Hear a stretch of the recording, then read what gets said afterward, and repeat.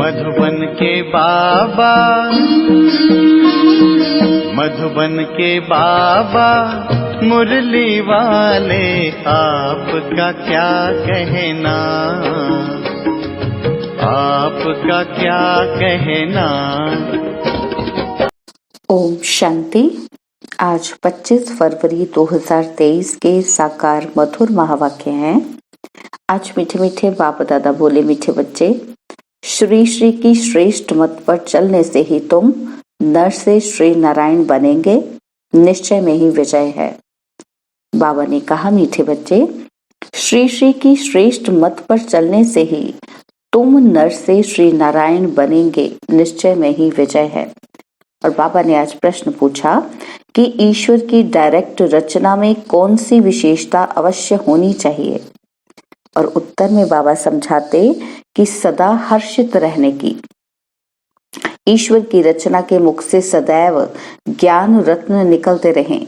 चलन बड़ी रॉयल चाहिए। बाप का नाम बदनाम करने वाली चलन ना हो। रोना, लड़ना, झगड़ना, उल्टा सुल्टा खाना, यह ईश्वरीय संतान के लक्षण नहीं। ईश्वर की संतान कहलाने वाले अगर रोते हैं, कोई अकर्तव्य करते हैं तो बाप की इज्जत गवाते हैं। इसलिए बच्चों को बहुत बहुत संभाल करनी है। सदा ईश्वरीय नशे में हर्षित मुख रहना है। ओम शांति। बच्चों का मुखड़ा देखना पड़ता है। ये कोई साधु संत नहीं, बाप दादा और बच्चे हैं। इसको कहा जाता है ईश्वरीय कुटुंब परिवार।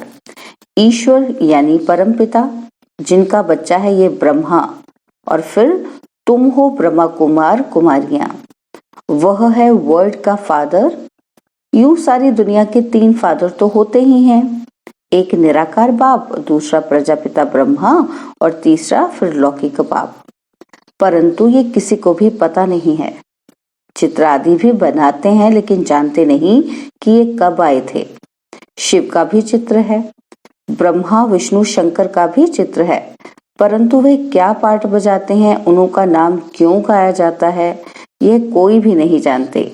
भल बहुत पढ़े हुए हैं, लाखों की संख्या लेक्चर सुनने जाती है, परंतु तुम बच्चों के आगे जैसे कुछ भी नहीं जानते। बिल्कुल ही तुच्छ बुद्धि हैं। बाबा आकर तुमको स्वच्छ बुद्धि बनाते हैं। तुम सब कुछ जानते हो। ऊंच ते ऊंच बाप है। अब नई रचना रच रहे हैं। नई दुनिया में नई रचना चाहिए ना। और गांधी जी भी कहते थे कि नई दुनिया नया राज्य चाहिए। भारत ही है जिसमें एक राज्य सतयुग में होता है। सिर्फ सूर्यवंशी लक्ष्मी नारायण का राज्य होता है और फिर चंद्रवंशी का राज्य होता है, तो सूर्यवंशी प्राय लोप हो जाता है और फिर कहा जाता है चंद्रवंशी राज्य। हाँ, वह जानते हैं कि लक्ष्मी नारायण होकर के गए हैं, परंतु कहलाएगा राम सीता का राज्य। तो ब्रह्मा कोई क्रिएटर नहीं है, रचयिता एक बाप है। शिव बाबा रचता आते हैं, आकर बतलाते हैं कि मैं कैसे नई रचना रच रहा हूँ। ब्रह्मा द्वारा तुम ब्राह्मणों को रच रहा हूँ, तो बाप से जरूर वर्षा मिलना चाहिए। ये थोड़ी सी भी बात भी कोई समझ जाए तो 21 जन्मों के लिए ओहो सौभाग्य। कभी भी दुखी व विधवा नहीं होंगे। यह किसी की बुद्धि में पूरा नशा ही नहीं है बहुत सहज। मुरली का गीत है, तकदीर जगा कर आई हूँ। ओम शांति। तुम आते हो इस पाठशाला में। किसकी पाठशाला है? श्रीमद् भगवत की पाठशाला। और फिर उनका नाम गीता रख दिया है। श्रीमत श्रेष्ठ ते श्रेष्ठ परमात्मा की है। वह अपने बच्चों को श्रेष्ठ मत दे रहे हैं। आगे तो तुम रावण की आसुरी मत पर चलते आए हो। अब ईश्वर बाप की मत मिलती है। मैं सिर्फ तुम्हारा बाप नहीं हूँ, तुम्हारा बाप भी हूँ, टीचर भी हूँ, सतगुरु भी हूँ। जो हमारे बनते हैं, कहते हैं कि शिव बाबा ब्रह्मा मुख द्वारा हम आपके बन गए। प्रतिज्ञा करते हैं कि मैं आपकी हूँ, आपकी ही रहूंगी। बाबा भी कहते हैं कि तुम हमारे हो। अब मेरी मत पर चलना। श्रीमत पर चलने से तुम सो श्रेष्ठ लक्ष्मी नारायण बन जाएंगे, गारंटी है। कल्प पहले भी तुमको नर से नारायण, नारी से लक्ष्मी बनाया था। ऐसा कोई मनुष्य कह न सके, किसी को कहने आएगा ही नहीं। ये बाप ही कहते हैं कि मेरे बच्चे, मैं तुमको राजयोग सिखलाकर फिर से स्वर्ग का मालिक बनाता हूँ। सत्युग है अल्लाह की दुनिया, भगवती भगवान को अल्लाह कहेंगे। इस समय सब उल्टे लटके हुए हैं। चील आकर टूंगा लगाती है ना, तो यहाँ भी माया टूंगा लगा देती है, दुखी होते रहते हैं। अभी बाप कहते हैं कि तुमको इन दुखों से विषय सागर से क्षीर सागर में ले चलते हैं। अब क्षीर सागर तो कोई है नहीं, कह देते हैं विष्णु सूक्ष्म वतन में क्षीर सागर में रहते हैं। ये अक्षर महिमा के हैं। और अब मैं ज्ञान सागर तुम बच्चों को स्वर्ग का मालिक बनाता हूँ। तुम कामचिता पर बैठने से जलकर काले बन जाते हो, और मैं आकर तुम पर ज्ञान वर्षा करता हूँ, जिससे तुम गोरे बन जाते हो। शास्त्रों में ये अक्षर है कि सगर राजा के बच्चे जल मरे थे। बातें तो बहुत बना दी हैं। अभी बाप कहते हैं ये सब बातें बुद्धि से निकालो, अब मेरी सुनो। संशय बुद्धि विषयंती, और अब मुझ पर निश्चय रखो तो निश्चय बुद्धि विजयंती, विजय माला के दाने बन जाएंगे। माला का राज भी समझाया है। जो अच्छी सर्विस करते हैं उनकी विजय माला बनती है, और सबसे अच्छी सर्विस करने वाले दाने रुद्र माला में आगे जाते हैं और फिर विष्णु की माला में आगे जाएंगे। नंबरवार 108, फिर 16,000 की भी माला ऐड करो। ऐसे नहीं कि सतयुग त्रेता में सिर्फ 108 ही प्रिंस प्रिंसेस होंगे। वृद्धि होते माला बढ़ती जाती है। प्रजा की वृद्धि होगी तो जरूर प्रिंस प्रिंसेस की भी वृद्धि होगी। बाप कहते हैं कुछ भी नहीं समझो तो पूछो। हे मेरे लाडले बच्चे, मुझे जानने से तुम सृष्टि झाड़ को जान जाएंगे। ये झाड़ कब पुराना नहीं होता है। भक्ति मार्ग कब शुरू होता है ये तो तुम जानते हो। यह है कल्प वृक्ष, नीचे कामधेनु बैठी है, जरूर उनका बाप भी होगा। अभी तुम भी कल्प वृक्ष के तले में बैठे हो और फिर तुम्हारा नया झाड़ शुरू हो जाएगा। प्रजा तो लाखों की अंदाज में बन गई और बनती जाएगी। बाकी राजा बनना यह जरा मुश्किल है। इसमें भी साधारण गरीब उठते हैं। बाबा कहते हैं गरीब निवाज मैं हूँ। दान भी गरीब को किया जाता है। अहिल्याएं, कुब्जाएं, पाप आत्माएं जो हैं, ऐसे ऐसे को मैं आकर वरदान देता हूँ। तुम एकदम सन्यासियों को भी बैठ ज्ञान देंगे। ब्राह्मण बनने बिगर देवता कोई भी बन न सके। जो देवता वर्ण के थे वह ब्राह्मण वर्ण में आए, तब फिर देवता वर्ण में जा सके। तुम माता पिता गाते तो सब हैं, गाते हैं ना कि तुम माता पिता हम बालक तेरे। बाबा कहते गाते तो सब हैं, परंतु अब तुम प्रैक्टिकल में हो। यह है ब्राह्मणों की नई रचना। ऊंच ते ऊंच चोटी ब्राह्मण और ऊंच ते ऊंच भगवान, फिर ईश्वरीय संप्रदाय। तो तुमको तो कितना नशा रहना चाहिए कि हम ईश्वर के पोते पोत्रियां, प्रजापिता ब्रह्मा के बच्चे हैं। अब ईश्वर के बच्चे तो सदैव हर्षित रहने चाहिए, कभी रोना नहीं चाहिए। यहाँ बहुत ब्रह्मा कुमार कुमारियां कहलाने वाले भी रोते हैं, खास कुमारियां। पुरुष रोते नहीं है तो रोने वाले नाम बदनाम कर देते हैं। वह माया के मुरीद देखने में आते हैं, शिव बाबा के मुरीद नहीं देखने में आते। बाबा अंदर में तो समझते हैं, परंतु बाहर से थोड़े दिखलाएंगे, नहीं तो और ही गिर पड़े। बाबा कहते अपनी संभाल करो। सतगुरु की निंदा कराने वाला कभी ठौर नहीं पाएगा। वह समझ ले में कि हम राजगति कभी नहीं पाएंगे। तुम्हें तो सदैव हर्षित, जब तुम यहाँ हर्षित रहेंगे तब किस जन्म हर्षित रहेंगे। भाषण करना कोई बड़ी बात नहीं, वह तो बहुत सहज है। और श्री कृष्ण जैसा बनना है तो अभी सदा हर्षित मुख रहो और मुख से रत्न निकलते रहें। मुझ आत्मा को परमपिता परमात्मा का धन मिला है। जो मुझ आत्मा में धारण होता है सो मैं अपने मुख से दान करता जाता हूँ। जैसे बाबा शरीर का लोन ले दान करते रहते हैं, ऐसी अवस्था चाहिए। बाबा बाहर से भल प्यार देते हैं, परंतु देखते हैं कि इनकी चलन बदनामी करने वाली है, तो दिल में रहता है ये छोड़ नहीं पा सकेंगे। बाबा को उल्हाने भी मिलते हैं कि हैं ईश्वरीय संतान, फिर रोते क्यों? आबरू तो यहाँ ईश्वर की जाएगी ना।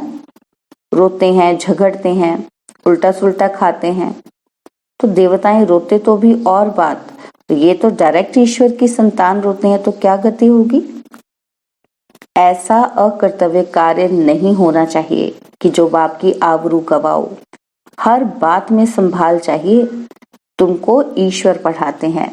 इस समय तो जितने मनुष्य उतनी मतें हैं, एक ना मिले दूसरे से। तो बाप समझाते हैं कि जहां तुम बैठे हो, अपनी ऊंच ते ऊंच तकदीर बनाने, ऊंच तकदीर सिवाय परमात्मा के और कोई बना ना सके। सत्य की सृष्टि के आदि में है लक्ष्मी नारायण, वह तो भगवान ही रचते हैं। उसने लक्ष्मी नारायण को राज्य कैसे दिया, यथा राजा रानी तथा प्रजा कैसे हुई, ये कोई नहीं जानते। बाबा समझाते हैं कि कल्प के संगम युग पर ही मैं आकर लक्ष्मी नारायण का राज्य स्थापन करता हूँ। बाबा कहते हैं तुमको राज तिलक दे रहा हूँ। मैं स्वर्ग का रचयिता तुमको राज तिलक नहीं दूंगा तो कौन देगा? कहते हैं ना तुलसीदास चंदन घिसे, ये बात यहाँ की है। तो वास्तव में राम शिव बाबा है, चंदन घिसने की बात नहीं। अंदर बुद्धि से बाप और वर्षे को याद करो, मायापुरी को भूलो। इनमें अथाह दुख है, ये कब्रिस्तान है। मीठे बाबा और मीठे सुख धाम को याद करो। ये दुनिया तो खत्म होनी है। विदेशों में तो बॉम्ब आदि गिराएंगे तो सब मकान गिर जाएंगे, सबको मरना है। किच्चड़ पट्टी खलास होनी है। देवताएं किच्चड़ पट्टी में नहीं रहते हैं, लक्ष्मी का आवाहन करते हैं तो सफाई आदि करते हैं ना। अब लक्ष्मी नारायण आएंगे तो सारी सृष्टि साफ हो जाएगी और सब खंड खत्म हो जाएंगे, और फिर देवताएं आएंगे और वह आकर अपने महल बनाएंगे। बॉम्बे इतनी थी नहीं, गावड़ा था, अब देखो क्या बन गया है। तो फिर ऐसा होगा और खंड नहीं रहेंगे। सतयुग में खारे पानी पर गांव नहीं होते, मीठी नदियों पर होते हैं, और फिर धीरे धीरे वृद्धि को पाते हैं।